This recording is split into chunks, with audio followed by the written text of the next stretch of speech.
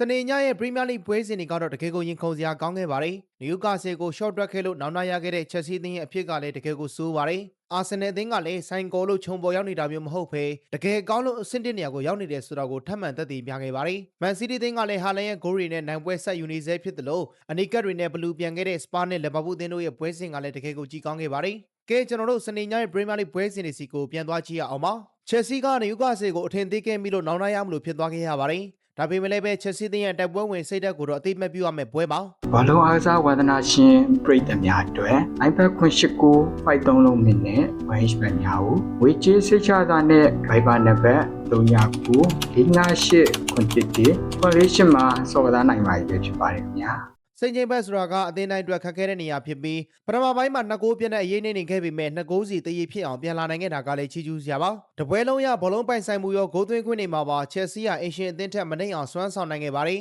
Chelsea ရဲ့ခံစစ်ပိုင်းအားနည်းချက်တွေဟာဒီပွဲအတွက်အမှတ်ပြမရနိုင်ခဲ့တာဖြစ်ပေမဲ့တိုက်ပွဲဝင်စိတ်ဓာတ်ကတော့ချီးကျူးစရာဖြစ်ခဲ့ပါတယ်နယူကာဆယ်အသင်းအတွက်2ဂိုးစလုံးကိုသွင်းယူပေးခဲ့တဲ့ဝါတာမာတာကတော့ဒီယာတီစလစ်ပွဲကစားပြီးချိန်မှာ9ဂိုးသွင်းတဂိုးဖန်တီးဆိုတဲ့မှတ်တမ်းကိုပိုင်ဆိုင်သွားခဲ့ပါတယ်။ဒါဟာ Premier League သမိုင်းမှာ Chelsea အသင်းကိုပွဲအစမိနစ်20အတွင်း2ဂိုးသွင်းနိုင်ခဲ့တဲ့၄ယောက်မြောက်ကစားသမားဖြစ်လဲမှတ်တမ်းဝင်သွားစေခဲ့ပါတယ်။နောက်ထပ်မှတ်တမ်းတစ်ခုအနေနဲ့ Chelsea အသင်းရဲ့အသက်28နှစ်အရွယ်စပိန်ဂိုးသမား Robert Sanchez ဟာဒီနေ့ရာသီ Premier League မှာဂိုးရနိုင်တဲ့အခွင့်အရေး9ချိန်အထိကိုပြုလုပ်ပေးထားတာဖြစ်ပြီးလက်ရှိ Premier League ရဲ့ဘယ်ဂိုးသမားထက်မဆိုအများဆုံးပမာဏလည်းဖြစ်ပါတယ်။ဒါ့အပြင် Robert Sanchez ဟာနယူကာဆယ်အသင်းနဲ့ Premier League ပွဲစဉ်မှာလည်းဂျာအိုဘက်တိုအတွက်သွင်းဂိုးတစ်ခုကိုဖန်တီးပေးသွားခဲ့ပါတယ်။ Chelsea တို့ပွဲပြီးမှကစားခဲ့တဲ့ Manchester City နဲ့ West Ham အသင်းတို့ရဲ့ပွဲစဉ်မှာတော့ Manchester City က West Ham အသင်းကိုအနိုင်ယူပြီးအမှတ်ပေးစရာထိပ်ဆုံးကိုတက်လှမ်းလာခဲ့ပါတယ်။ West Ham ကိုအင်ကွင်းမှာလက်ခံကစားခဲ့ပြီး3ဂိုးပြတ်နိုင်ပွဲရယူကာအာဆင်နယ်အသင်းနဲ့ Everton ပွဲစဉ်မတိုင်ခင်မှာဇယားထိပ်ကိုယာယီတက်လှမ်းလာနိုင်ခဲ့တာပါ။ Man City အသင်းအတွက်အဖွင့်ဂိုးကိုပွဲစ5မိနစ်မှာပဲအာလင်းဟာလန်ကသွင်းယူပေးနိုင်ခဲ့ပြီး38မိနစ်ရောက်မှာတော့ Raiders ကသွင်းယူပေးခဲ့လို့ပထမပိုင်းမှာ2ဂိုးပြတ်နဲ့ဦးဆောင်နိုင်ခဲ့ပါတယ်။ဒုတိယပိုင်း69မိနစ်ရောက်မှာဟာလန်က Manchester City အသင်းအတွက်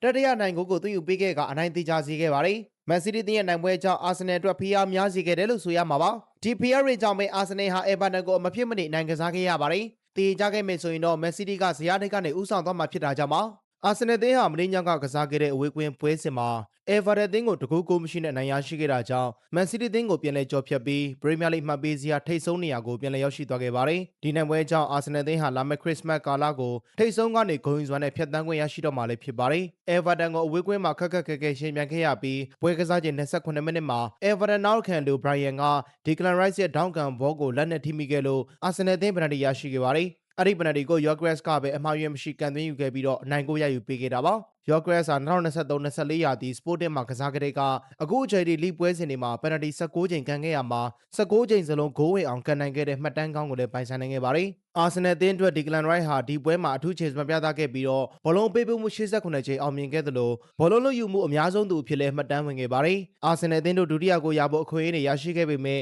Leandro Trossard နဲ့ Zubi Mendi တို့ရဲ့ကန်ချက်တွေကတိုင်တိထွက်ခဲ့လို့တကိုးတည်းနဲ့ပဲကျင်းခဲ့ရပါတယ်။ဒါဟာအာဆင်နယ်အသင်းအတွက်တော့နောက်ဆုံး၄နှစ်တွင်းမှာခရစ်စမတ်ကာလမှာ3ချိန်မြောက်ဇယားထိပ်ကနေနှုတ်ခွင့်ရရှိခဲ့တာပါ။ရှစ်နှစ်ချိန်မှာတော့ရာသီကုန်ချိန်မှာအဆင့်နေရာနဲ့ပဲကျင်းခဲ့ရပါတယ်။ဒီတစ်ချိန်မှာရောဘယ်လိုဖြစ်လာမလဲဆိုတာကတော့ရင်ခုန်စွာနဲ့ဆက်လက်ဆောင်ကြည့်သွားရမှာလည်းဖြစ်ပါတယ်။တစ်ဖက်ကလီဗာပူးအသင်းကတော့စပါးအသင်းကိုအဝေးကွင်းမှာ2ဂိုးတဂိုးနဲ့နိုင်ရရှိခဲ့ပြီးအမှတ်ပေးစရာအဆင့်9နေရာကိုတက်လှမ်းနိုင်ခဲ့ပါတယ်။ဒါပေမဲ့ဒီနိုင်ပွဲဟာလီဗာပူးအတွက်တော့အပြည့်အဝမပြောခဲ့ရပါဘူး။အကြောင်းကတော့ဒုတိယပိုင်းမှာလူစားဝင်လာပြီးအဖွင့်ဂိုးသွင်းပေးခဲ့တဲ့ Alexander Isak တယောက်ဂိုးသွင်းရင်းနဲ့တင်ထံရရရှိသွားခဲ့လို့ပါ။ Isak ဟာဒုတိယပိုင်းမှာမှလူစားဝင်လာပြီး56မိနစ်မှာလှလှပပဂိုးသွင်းယူခဲ့တာပါ။ဒါပေမဲ့ဂိုးသွင်းယူတဲ့ချိန်မှာပဲစပါးနောက်ခံလူ Van de Ven ရဲ့ဖျက်ထုတ်မှုကြောင့်ဒဏ်ရာရရှိသွားခဲ့ပြီးတော့လူစားလဲခဲ့ရပါတယ်။သူကလီဗာပူးအသင်းရဲ့သမိုင်းမှာလူစားဝင်လာဂိုးသွင်းပြီးတော့ဒဏ်ရာကြောင့်လူစားပြန်လဲခံရတဲ့ဒုတိယမြောက်ကစားသမားလေးဖြစ်ခဲ့ရပါတယ်။ပွဲချိန်33မိနစ်မှာလည်းစပါးကွင်းလဲလူစားပြီးဆိုင်မွန်က Van Dijk ကိုကြမ်းကြမ်းတမ်းတမ်းဖျက်ထုတ်ခဲ့လို့ဒိုင်ယာနီကန်နဲ့ထွက်ခဲ့ရပါတယ်။ပွဲပြီးကနီးမှာလည်းစပါးနောက်ခံလူ Romero ကကိုနာတေးကိုလှမ်းကန်ခဲ့လို့တဝါတနီးနဲ့ထပ်မံထုတ်ခံခဲ့ရပါတယ်။လီဗာပူးအတွက် Isak နဲ့ Ekitike တို့ကဂိုးသွင်းယူပေးခဲ့ပြီး